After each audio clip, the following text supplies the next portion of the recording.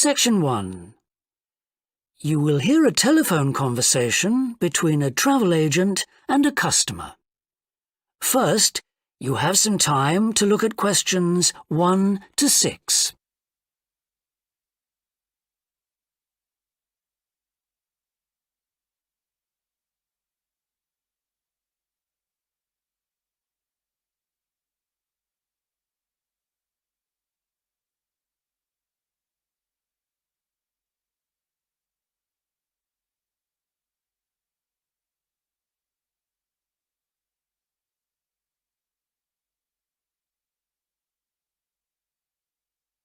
You will see that there is an example that has been done for you. On this occasion only, the conversation relating to this will be played first. Good morning, World Tours. My name is Jamie. How can I help you? Good morning. I want some information on self-drive tours in the USA. Could you send me a brochure? Of course. Could I have your name, please? Andrea Brown. The customer's name is Andrea Brown, so Brown has been written in the space. Now we shall begin. You should answer the questions as you listen, because you will not hear the recording a second time. Listen carefully and answer questions 1 to 6. Good morning, World Tours. My name is Jamie. How can I help you? Good morning. I want some information on self-drive tours in the USA. Could you send me a brochure? Of course. Could I have your name, please? Andrea Brown. Thank you. And your address? 24 Ardley Road. Can you spell that? Ardleigh Road. Postcode? BH5 2OP. Thanks. And can I have your phone number? Is a mobile all right? Fine. It's 07786 643 091. Thank you. And can I ask you where you heard about World Tours? From a friend, or did you see an advert somewhere? No, I read about you in the newspaper. OK, I'll get the brochures in the post to you, but can I give you some information over the phone? What kinds of things do you want to do on your holiday? I'm interested in going to California with my family. I've got 2 children, and we want to hire a car. OK, we have a couple of self-drive tours there, visiting different places of interest in California. The first one begins in Los Angeles, and there's plenty of time to visit some of the theme parks there. That's something on my children's list, so I'd want to include that. Good. Then you drive to San Francisco. From San Francisco, you can drive to Yosemite Park, where you spend a couple of nights. You can choose to stay in a lodge or on the campsite. I don't like the idea of staying in a tent. It'd be too hot. Right. And the tour ends in Las Vegas. OK. The other trip we can arrange is slightly different. It starts in San Francisco, then you drive south to Cambria. Someone told me there's a really nice castle near Cambria. Will we go near that? Hearst Castle is on that road, so you could stop there. Good. I'd like to do that. Does this trip also go into the desert? No, it continues to Santa Monica, where most people like to stop and do some shopping. We have enough of that at home, so that doesn't interest us. OK. Well, you could go straight on to San Diego. That's good for beaches, isn't it? That's right. That's a good place to relax, and your children might like to visit the zoo before flying home. I don't think so. We want some time for sunbathing and swimming. Before you hear the rest of the conversation, you have some time to look at questions 7 to 10.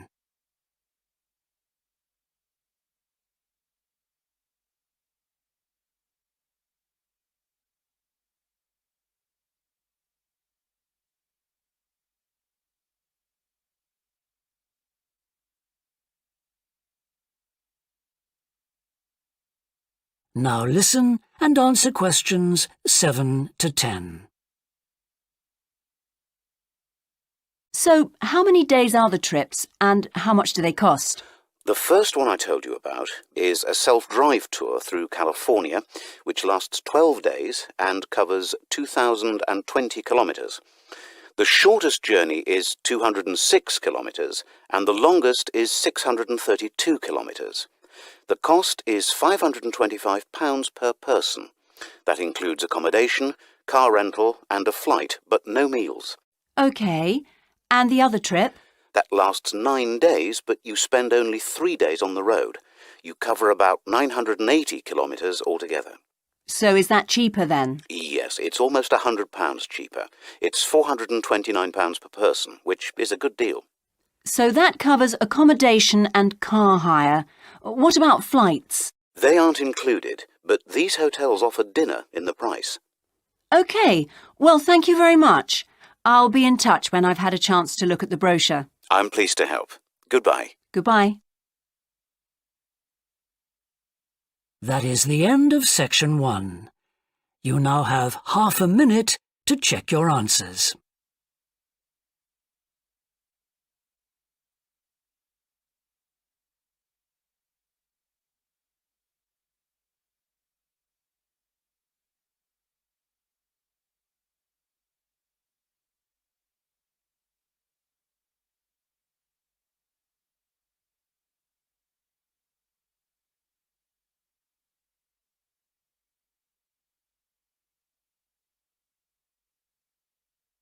Now turn to section 2.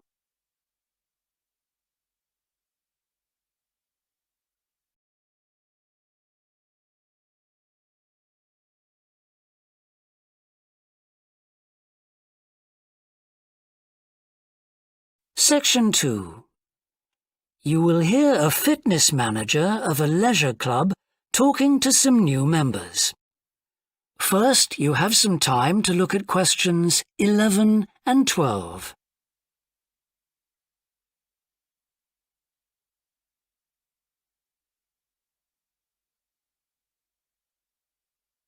Now listen and answer questions 11 and 12. On behalf of LP Clubs, I'd like to welcome you all here today. My name's Sandy Fisher, and I'm one of the fitness managers here. Before we start our tour of the club, I'll just run through some basic information about the facilities we have here, including recent improvements, and explain the types of membership available. Our greatest asset is probably our swimming pool, which at 25 metres isn't Olympic-sized, but now we've expanded it to 8 lanes, it's much wider. This means there are rarely more than a couple of people at a time in each lane. Unfortunately, there isn't space for an outdoor pool here, but the glass roof on the swimming pool is partly retractable, which means you can enjoy something of the open-air experience on warmer days.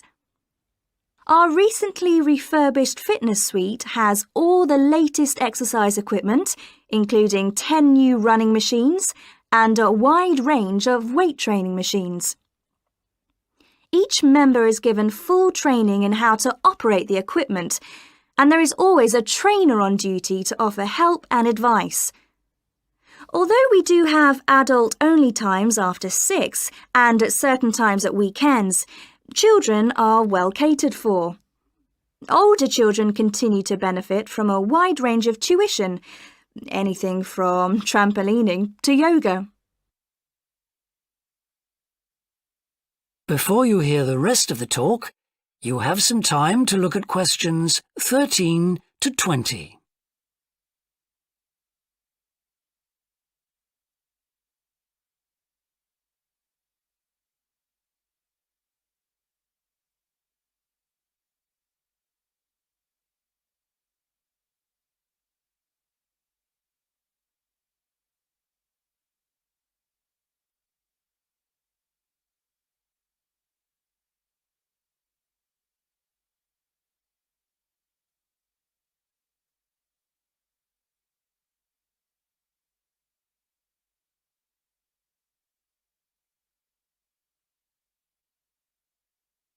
Now listen and answer questions 13 to 20. One thing all our members appreciate about us is that we take very good care of them. This starts on day 1 with your personal assessment. You are asked to fill in a questionnaire giving details of any health problems. One of our personal trainers will then go through this with you. The trainer will then take you through the safety rules for using the equipment in the fitness suite. During your next exercise session, a personal trainer will work with you to make sure you understand these. It's very important to do this because we really do want to avoid having any sports injuries. There's a lot more to looking after yourself than simply lifting weights. At the end of the personal assessment, the trainer will draw up a plan outlining what you should try to achieve within a 6-week period. This will then be reviewed at the end of the 6 weeks. Now, I'll just quickly run through the types of membership we have available. All members must pay a joining fee of £90 in addition to the rates for the monthly membership fees. Gold membership entitles you to free entry at all LP clubs. There are now LP clubs in all major cities and towns, so if you travel a lot, this will be a great advantage. Individual gold membership costs £50 a month, and joint membership for you and your partner will cost £75. Premium membership is for professional people whose work commitments make it difficult for them to use the club during the day, and so LP gives booking preferences to Premier members at peak times. This means you'll find it easier to book the sessions at times that suit you. Reciprocal arrangements with other LP clubs are available to Premier members. Premier membership is for individuals only, but you'll be sent passes for guests every month. The monthly fee is £65.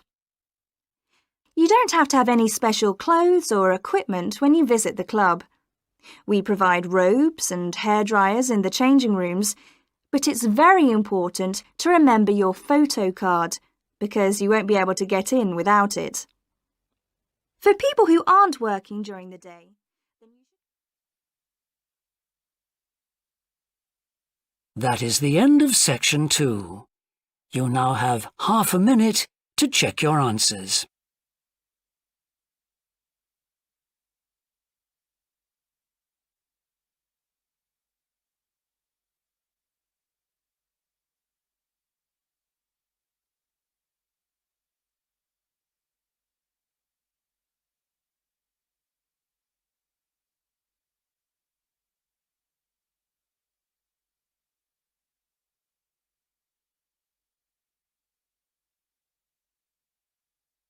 Now turn to section 3.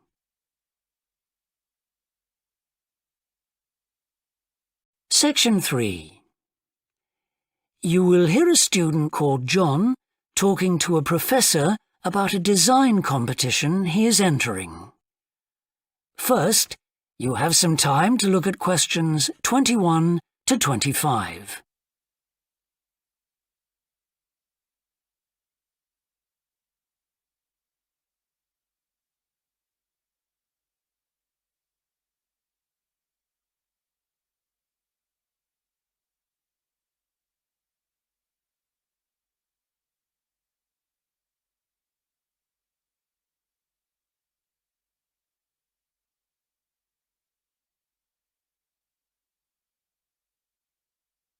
Now listen carefully and answer questions 21 to 25. Hello, Professor. I'm John Wishart. I'm working on my entry for the Global Design Competition. My tutor said you might be able to help me with it. Ah, yes, I got a copy of your drawings. Come in and tell me about it. What sort of competition is it? Well, it's an international design competition, and we have to come up with a new design for a typical domestic kitchen appliance. I see. And are there any special conditions? Does it have to save energy, for example? Actually, that was the focus in last year's competition. This year's different. We have to adopt an innovative approach to existing technology, using it in a way that hasn't been thought of before. I see. That sounds tricky. And what kitchen appliance have you chosen? Well, I decided to choose the dishwasher. Interesting. What made you choose that? Well, they're an everyday kitchen appliance in most Australian houses, but they're all pretty boring and almost identical to each other. I think some people will be prepared to pay a little extra for something that looks different. It's a nice idea.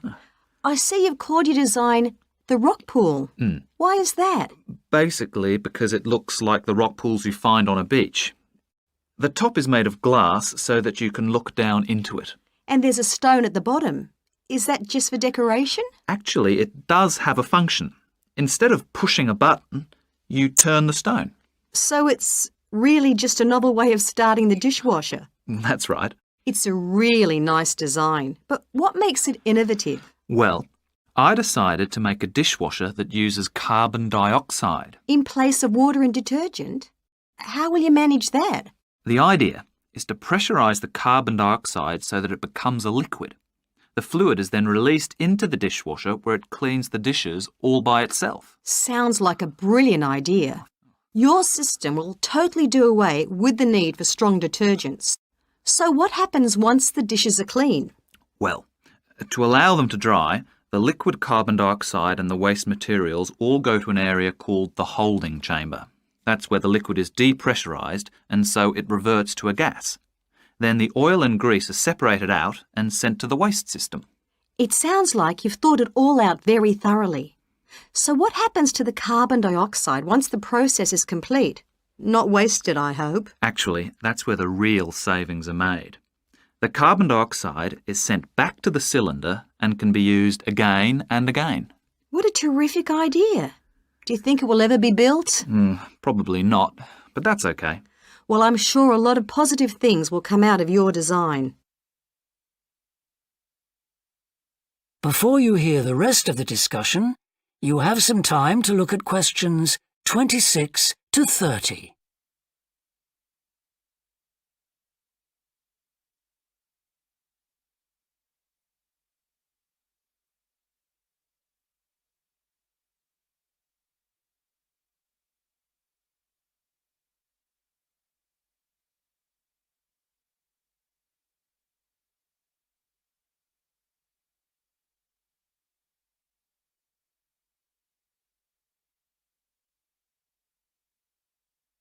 Now listen and answer questions 26 to 30. Now, you seem to have thought about everything, so what exactly did you need me to help you with? Well, my design has made it to the final stage of the competition, and in a few months' time I have to give a presentation, and that's the part I was hoping you could help me with. Right, well, that should be easy enough. What have you managed to do so far? Well, I've got detailed drawings to show how it will work, and I've also written a 500-word paper on it. I see. Well, if you want to stand a good chance of winning, you really need a model of the machine. Yes, I thought I might, but I'm having a few problems. What's the main difficulty so far? Let me guess. Is it the materials? Yes. I want it to look professional, but everything that's top quality is also very expensive. Look, projects like this are very important to us. They really help lift our profile.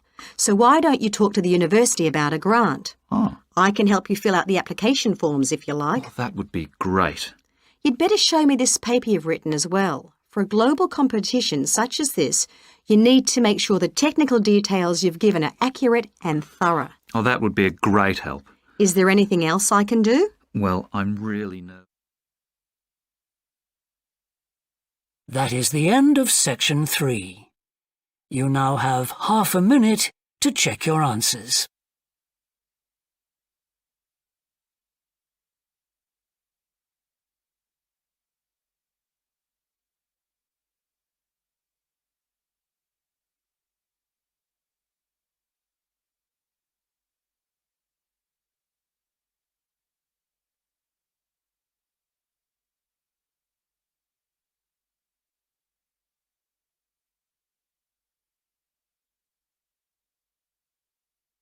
Now turn to section 4.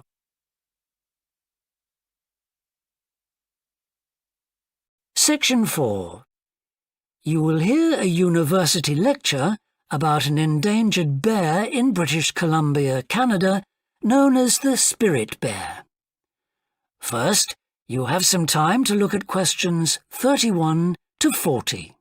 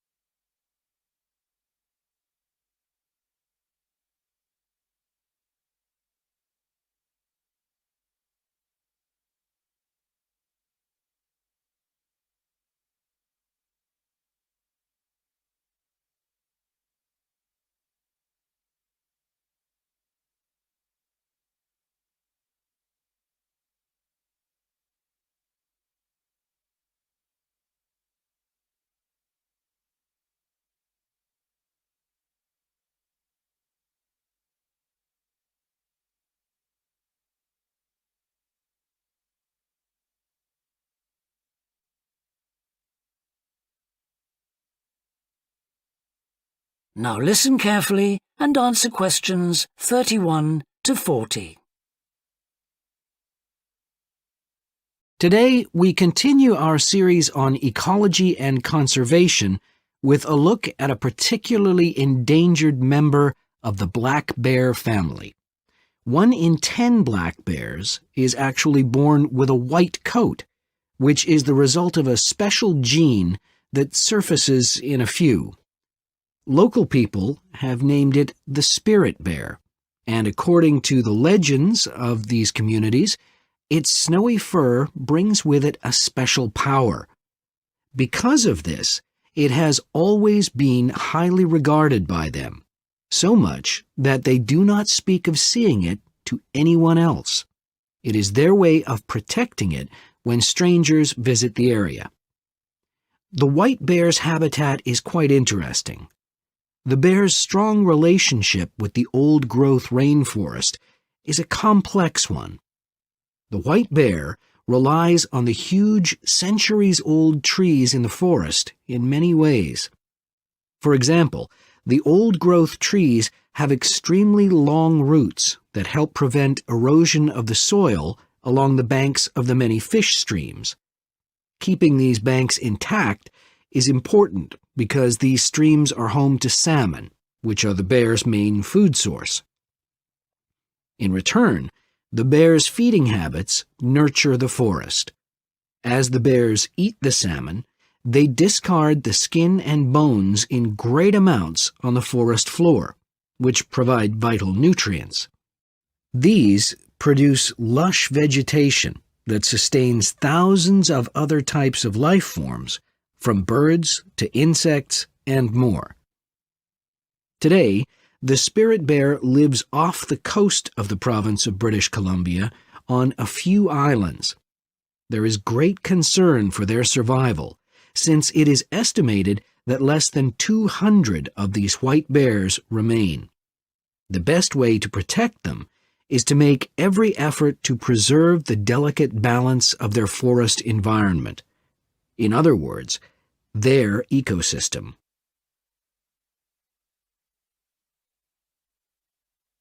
The greatest threat to the bear's existence is the loss of its habitat.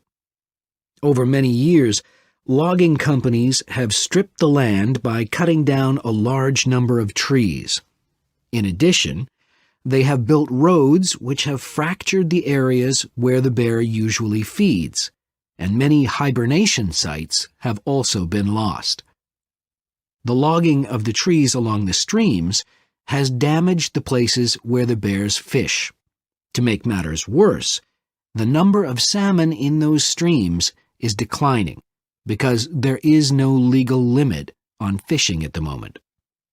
All these influences have a negative impact on the spirit bear's very existence, which is made all the more fragile by the fact that reproduction among these bears has always been disappointingly low. And so, what's the situation going forward? Community organizations, environmental groups, and the British Columbia government are now working together on the problem. The government is now requiring logging companies to adopt a better logging method, which is a positive step. However, these measures alone may not be sufficient to ensure a healthy population of the spirit bear in the future. Other steps also need to be taken. While it is important to maintain the spirit bear's habitat, there also needs to be more emphasis on its expansion. The move is justified as it will also create space for other bears that are losing their homes to damage. That is the end of section 4. You now have half a minute to check your answers.